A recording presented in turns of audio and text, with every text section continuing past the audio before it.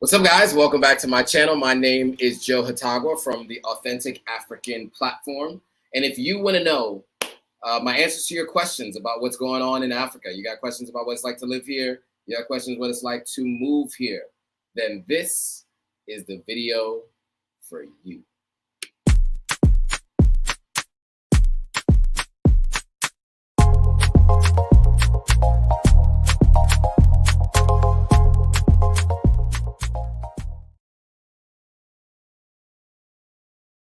All right, we are live. We're live everywhere. We're live on Instagram, Facebook, YouTube, Twitch, Twitter, or X. We're live everywhere. We're live everywhere. So let me know if you guys can hear me. If you guys can hear me, give me a thumbs up if you can hear me. And also tell me where you're watching from. I want to hear from you guys. Where are you guys watching from? And can you hear me? If you can hear me, give me a thumbs up. Also, like the video if you can hear me. If you can hear me, like that video, hit the thumbs up, and also put a thumbs up in the chat so I know you guys can hear me. It's been a long day, guys. Spent a little bit of time at the American Embassy. That was interesting. All right, cool. So we have Israelite Nefidi. I'm sorry, I hope that I'm pronouncing it right. Shalom. How are you, Israelite Nefidi? All right, you said you can hear me. Nice. It is it Nephite? Or you have to tell me how to pronounce it. Let me know how to pronounce it phonetically. I hate when people mispronounce my name, so I want to make sure I get yours right. All right, so that's Anne-Marie Harding's here from London. What's up, Anne-Marie? You can hear me? Great. What about on IG? Can you guys hear me on IG? Give me a thumbs up so I know you guys can hear me on IG. Oh, man, it's been a long day, guys. It's been a long day. Very well close. Which one? Nephite or Nephidi? Which one was close? Sounds like, okay, Nephites. Nephites. Got it. Nephites. Got it. Nephite. Got it. I will not mess that up again. But yeah, so let me know where you guys are watching from and if you guys can hear me. I want to hear from you guys. Still cannot go live on Instagram for Authentic Africans. Still cannot go live on or cannot do collaborations. I have gone through the process of signing up for verification, so we'll see what happens. If I am approved for verification, then I will get I guess a account rep or communication, and hopefully they'll be able to let me know what I need to do to be able to go live again. The fact that I can't go live is a bit of an issue for me, as you can imagine. Okay, so Nephite says, Massachusetts in the house. Shout out to Mass. Used to go to Boston a lot for work. Okay, so Tim Black can hear me, and you're watching from Jonesboro, Georgia. All right, cool. Anybody else from anywhere else watching so we can start answering some questions? So while we wait for the questions to queue up, you guys have questions, let me tell you guys about the American Embassy in Sierra Leone and just a general conversation around embassies, specifically the American Embassy. You know, as I mentioned to you all before, I am grateful that my parents met in the United States. I was conceived and born in the United States, right? I've always been grateful of that because I realize now living outside the United States that there is a blue passport privilege that you just don't know until you've lived elsewhere. And that privilege is real. It really is a real privilege to have the blue passport for so many different reasons. Visa on arrival in many different countries, ease of movement in a lot of different places, and just the fact that you're an American citizen gives you the ability to be able to go back and to be able to live out what could be considered to some the American dream. For example, for myself, I know that being back in the United States automatically can increase my income eightfold based on what I'm making here, based on what I can make in the United States, right? So that's something that is important to consider. Now, I've also worked very hard on myself and on new skills and things like that to make me invaluable so that I can generate that kind of income. Not everybody, and I've also had a lot of luck and mentors and all the other things along the way that's got me there. But I do have that capability. So I do want to say all of that. I am appreciative of the United States. Now, I also want to say this. The U.S. Embassy, some of the employees at the embassy are not the nicest in terms of the security when we first get there. I understand they're dealing with a lot of upset people. I guess in their minds, they'd be very serious and stern and strict. But I will say that they can be dismissive many times. Not only can they be dismissive, they can be rude even at times. Now, sometimes you get people who are helpful, give you the information that you need. But I've seen some rudeness. I've seen some communication styles that are just a little bit unnecessary, aggressive, prickly, if you will. So I just have to tell you guys that. Now, I myself was able to get done what I needed to get done. But I saw other people struggling with different things. And it's unfortunate when, first of all, let me tell you guys about how to set up an appointment. So I'm going to tell you guys this right now. This is free game for those of you planning to come to Sierra Leone. You want to stay an extended period of time, and you need to set up an appointment at the embassy. The days that the portal opens up to set appointments are 2 specific days out of the week, sometimes only 1 as far as I understand. And it's during specific hours of the day. And if you don't log in during that time, it says there are no available dates for the next 6 months, which is not the case. There are available dates. It's just that you only see those available dates if you log in during a specific time, and they're usually only like 5 to 10 appointments available during that time. So let me start by saying that. And that is usually Thursdays. They say between 2 and 5 p.m. So for those of you who are planning to spend a lot of time in Sierra Leone, need to make an appointment at the embassy, that's the date and time, the day and time you're going to need to log in to make your appointment. It is incredibly frustrating when you don't know the day and time and you're just waking up, logging in, not available, not available, not available. I did it 3 days in a row, Monday, Tuesday, Wednesday, not knowing. I actually may have done it on a Thursday, not knowing that at 3 p.m. on that Thursday is when it became available. I've been alerted to this today, and so I want to put that out there for you all who are planning to make appointments at the American Embassy. That is one of the pieces that is important. Again, not all of the people there are prickly or difficult to deal with. It's just the way in which they approach people, I think, is a little bit aggressive and unnecessary. So also what you'll find is there are 2 waiting areas before you go through the metal detector. There's a waiting area with about, let's say, 9 seats inside. There's a waiting area outside. Now, you might understand or you might know that if you're trying to go to a government facility of any part or of any kind, you're going to show up an hour earlier, 30 minutes early. Well, they do not allow you to sit inside. You have to sit outside, even though there are 9 chairs available. And at this point, there were about 6 of us. We had to sit outside.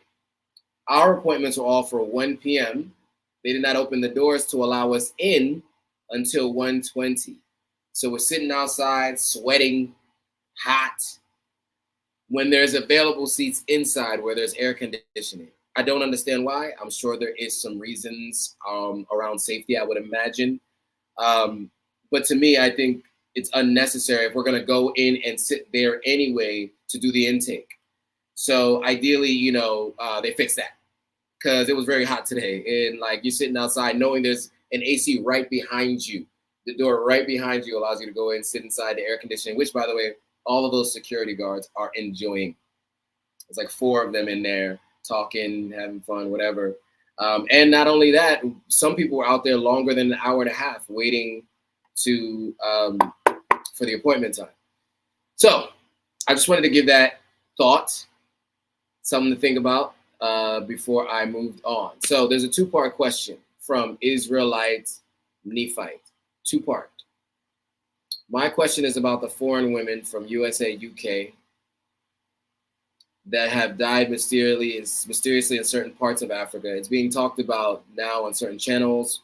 One was a YouTuber. Okay, so let's be very clear about this. Um, how do I put this in a way? I don't want it to sound callous, but and because any kind of death is devastating, especially to the family. And if anybody knows that, it's me. But let's be very clear. Uh, when someone experiences loss of life outside of the United States, because the United States, and this is unintentional, by the way, but just as a way of being, the goal is always to show the US as a beacon of light, as the best place to be, the American dream, right? So if that's in people's minds, they sensationalize people experiencing loss of life elsewhere, especially on the continent of Africa, because that's the continent where the least is known about. You know, network, 50 plus countries on the continent of Africa. Many countries have multitudes of cultural differences within those countries. And so most people just don't know. It's literally a black box, right? People just don't understand it. So a lot of times, people are it gets sensationalized. Now that's one piece of it. The other piece of it is, for some reason, people do not take the same precautions they would take going to Compton or going to Bushwick or or O Block in Chicago or Opelika in Miami. People don't take the same kind of precaution they would take going to those places as they would going internationally, right? They get wasted drunk.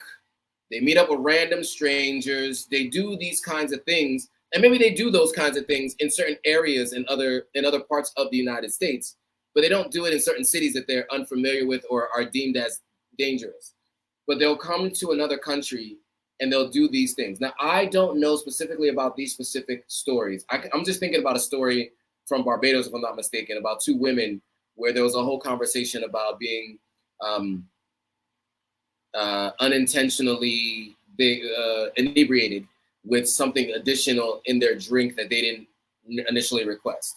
And then the surveillance footage is showing otherwise and some other things. So there's some disputes there. And so what I'm finding is that many people are making poor decisions when traveling. And that's what's causing some of these things. Now, I can't speak to this specific YouTuber. I don't know who you're talking about, but I just know it's been in the ether. These discussions have been had, and many times it has to do with people not taking the proper precautions you would take in any other major city. For example,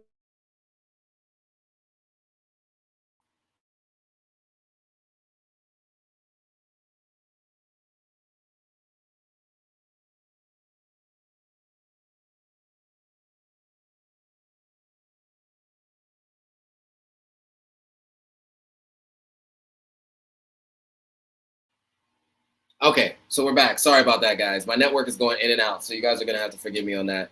Again, if you guys were on the live that I did with Sierra Leoneans killing it last week, it's the same issue. The network's just really bad. I'll take this off the screen really quickly just to continue the statement and then move on.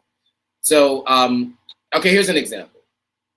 Because of what we remember from the Exonerated Five, or I don't know, 20 or 30 episodes of any New York crime drama, you don't go running in Central Park in the middle of the night or very early in the morning when it's dark by yourself, especially as a woman, right? I think most people would go to New York and know they wouldn't do that, right? There's certain actions you don't take because you have a little bit of understanding that that's not a good idea. I would say the same thing applies when you go to another country. Operate in groups. Don't get wasted drunk. Don't meet random strangers the first day you meet them. This is for guys and girls, because there's also been guys that have had things put in their drinks and they've been robbed as well. A lot of times they think that they've gotten some great luck, met a girl at the club, they're going back to the hotel, they get drugged, and their things are stolen. Right? It happens to both genders. In terms of who's likely more vulnerable, it tends to be the women, especially women who are doing solo travel. And so it's very important that you take these things into consideration and you just use common sense. So that's what I would say to those stories. Hopefully I answered that question without knowing the specific instance that you're talking about. Mr. London Boy for Life says, hey, Joe, hope you're good. I am. Thanks for joining. Auntie Alice, this is my aunt in Jacksonville. Hey, Auntie Alice, how are you? Okay, the second question that Israelite Nephite asks is it better to use a person who has been there or a foreigner who has moved there to use as your guide?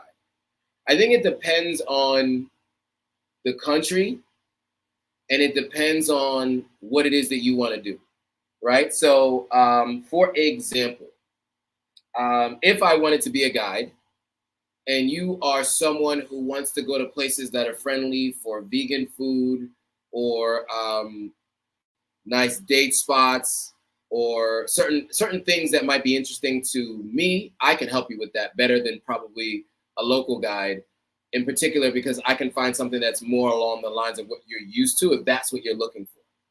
However, if you want an authentic experience, generally it's going to be a local tour guide that's going to be able to do that for you. Somebody that you might know. But I think it all depends, right? Because you're going to, everything's on the margins, but we're just talking about the vast majority of your trips that you make here will be that way. I also recommend if you come to the continent and you want your entire trip curated for you, I definitely recommend the link that's in the description of this video where I say, want to book your dream travel to Africa, click on that because Maximum Impact does a great job. I went to Tanzania with them.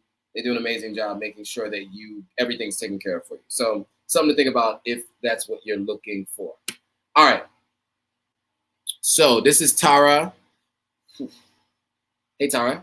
How did you find? I was trying to pronounce your last name, and I decided to just give up and skip it. I don't want to butcher it, so I apologize, Tara. So Tara says, how do you find the right spot to live? So it depends on the country, and it depends on what you're looking for. So for instance, in Ghana, there are a couple websites you can utilize. What I used to do is I would go to a website, and then I would find the realtors and then reach out to those realtors directly and ask them what they had available. In Sierra Leone, I did it based on friends recommendations, but they also gave me a realtor. So I had a good realtor here that I could access that could show me what places to go to. And then over time, you just get better at it the more you visit. I definitely, as I've said to you guys before, do not move here without visiting multiple times and without staying an extended period. You do not want to come to any country, anywhere outside the United States, really, but you don't want to do it just on a whim, generally, and especially here, because depending on what you do for a living, it's going to be really incredibly difficult to make a living at a small country like this. So Jerry Campbell is tapping in from Barbados. What's up, Jerry? Tim Black says, are there gated communities there? Are there gated communities there? Period.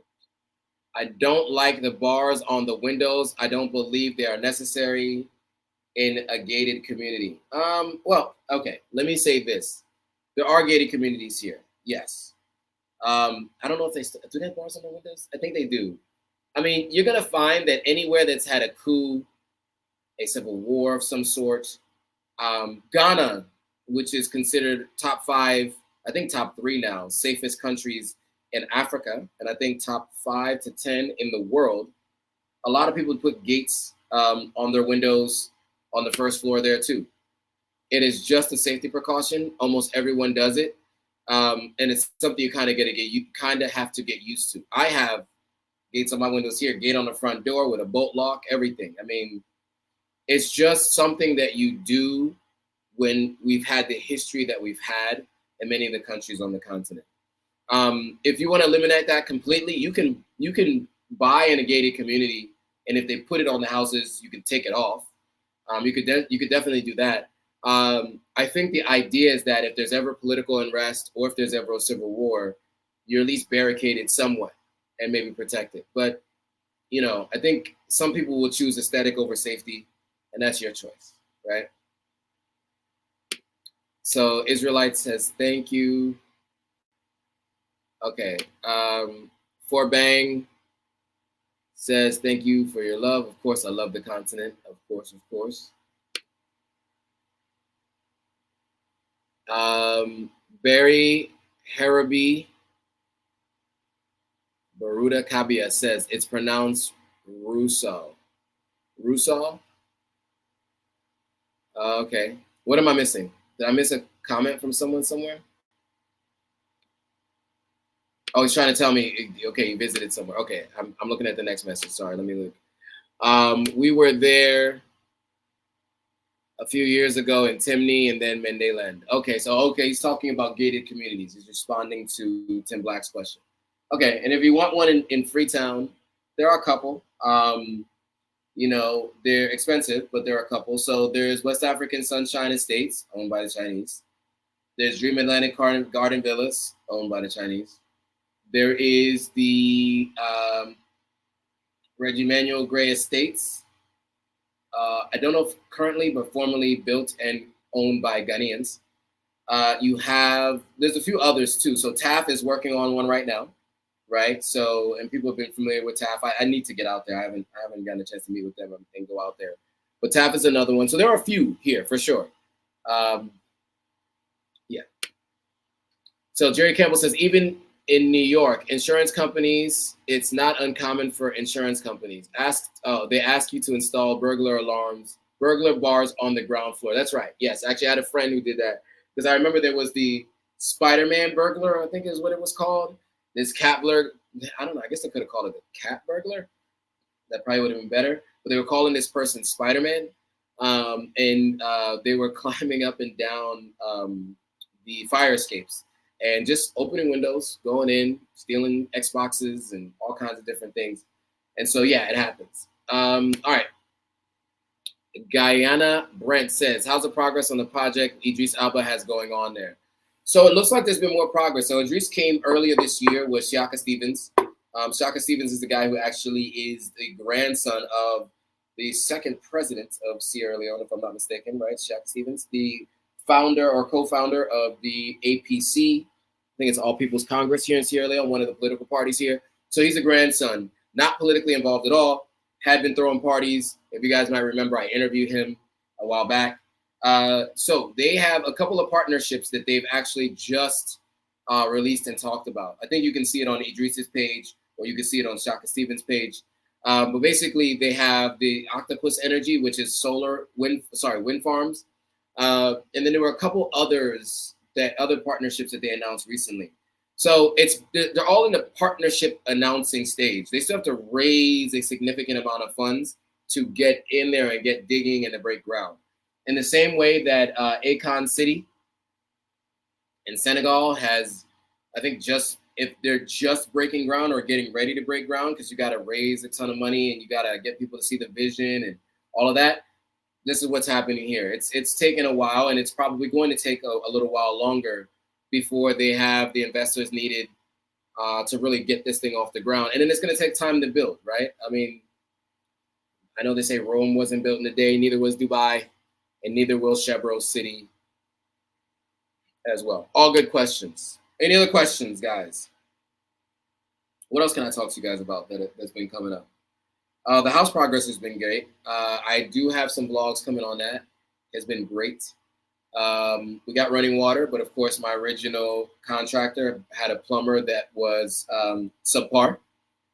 And because there was no water flowing, they couldn't actually test it, but there are leaks, multiple, 3 to be exact.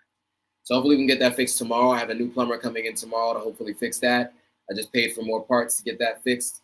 But once that's done, I have running water in the house, which is amazing, because that has been the bane of my existence, not having running water. And so I've been taking a hose, filling up barrels. It's been a whole thing. But now I have a pump to pump water from the main water supply into a tank. Then I have a pump to take that from that tank that's down to the tank that's up. And then the gravity from it being up so high will just flow. The water just flows into the pipes, and it makes it available for use. So yeah, that is that. Let me see if there's any questions on IG. I've been neglecting IG for a while. Any questions you guys on IG? Looks like that's a no. What do we have here that I know on IG right now? Who's live on IG? Who's on IG live right now?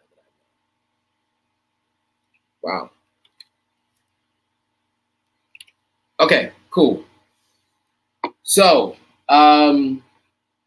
it's been a long day. I have a long day ahead of me tomorrow. I will say tomorrow I am going live with African Stream with Inem Richardson. We're going live tomorrow to talk about everything that's happening news-wise on the continent of Africa, which is why I no longer do news updates here, because we have a credible journalist with insight and knowledge, Pan-Africanist, and co-founder of the Thomas Sankara Institute, who I can speak to, who has a wealth of knowledge. So the two of us can bounce our thoughts off of each other and speak to the stories that are, really top of mind today. Tim Black says, are there technical schools? There. Okay. It seems to be very hard to get skilled labor in Africa. There are technical schools, yes. All types of technical schools and trade schools. But in terms of, and this is across the continent, by the way, but many people learn through apprenticeships. A big reason, though, why it's hard to get skilled labor is because many times you have a person who is the talker that can speak to clients who allow their apprentices to do more than they're ready to do. I will tell you that is how I had a water heater fall out of the wall and break when I was in Ghana. It was exactly that. I had a guy that I had come through, the plumber, and he had his apprentice come and drill screws that were smaller than the hole that were in the wall. And so eventually the hot water heater just fell. And that could have been dangerous because it could have fallen on my head, because I actually passed by where the water heater fell to enter into the shower. So I was lucky that I did not experience loss of life that day. I happened to be in the living room. In the bedroom when it happened, right next to the bathroom. And that was a pretty scary instance. All right. Tim Black is saying, okay, he's typing from his elliptical, which is why there are spelling errors and grammar mistakes. No problem. No worries at all. It happens to the best of us and the worst of us. Okay, cool. Any other questions you guys got for me? So again, I'm going live. Next Monday, I'm going live with Admire from Sierra Leone's Killian. We're going to have another topic of discussion pertaining specifically to Sierra Leone. I've decided to separate those discussions. I want to leave these lives for more personal updates in Sierra Leone, but then also broader topics than just specifically in Sierra Leone. And then I'm going live with her to talk about specific Sierra Leone topics and discussions. All right. I can see that I'm fading pretty fast. I know it's only 9:30 and I usually go live for an hour. But if there aren't many more questions, we may be bringing this thing to a close. I'll give it another couple of minutes to see if any other questions come up. But it's been a long day. Long day. And then eventually I'm going to give you guys a really, really crazy personal update on the 1-year anniversary. It's going to be almost to the day since moving to Sierra Leone. I got a big update for you guys. So that's next Monday. Next Monday is what? Next Monday is what date? Let's look at the calendar and see what date is next Monday, unless you guys can get to it before me. Next Monday is the 21st. Okay. All right, so next Monday is the 21st. So it'll be exactly 3 days before my 1-year anniversary coming to Sierra Leone. About 3 days or like 5 days. But anyway, I have a very special update that I have to give you all on next Monday. It's a game-changing update, a mind-blowing update, all of that. So make sure you guys tune in for that. But on that note, it looks like everybody's jumping off. So I'm going to say thanks for joining. If there are no more questions, I'll see you guys all on the next live. See you guys on tomorrow.